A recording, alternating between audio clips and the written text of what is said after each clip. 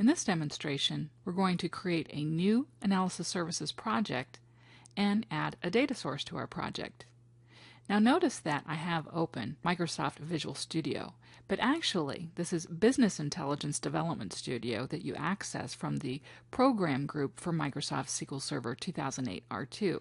That program is just a Visual Studio shell, and you won't see Business Intelligence Development Studio anywhere in the interface, but you'll know that you have Business Intelligence Development Studio, or BIDS, correctly installed when you see the type of projects that are available.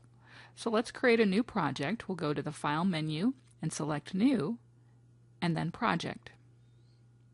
And here we can see, under the Business Intelligence Projects, project types, we have Analysis Services as well as Integration Services and the Report Server types of projects. For our project here, we're going to use Analysis Services Project.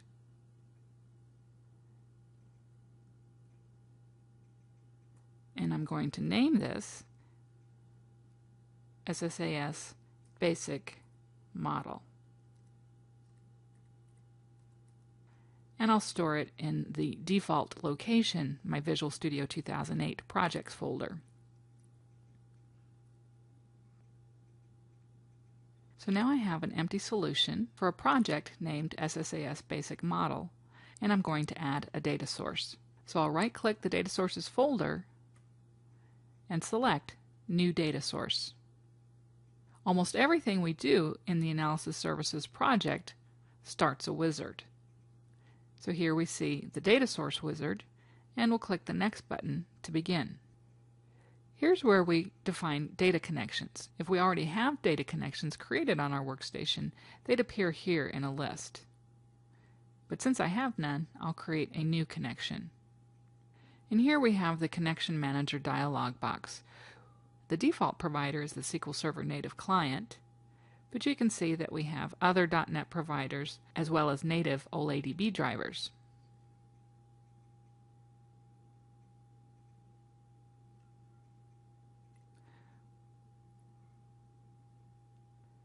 Then we can specify a server name. I'm working locally, so I can use a dot, or I can use the word local in parentheses, or even the word localhost. Then we would need to specify authentication, either Windows authentication or SQL Server authentication. And then we can select a database name from the drop-down list or type in the name.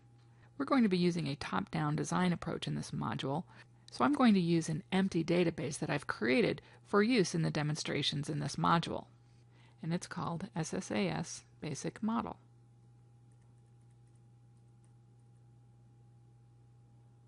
And we click OK when we're done. So that just created the connection.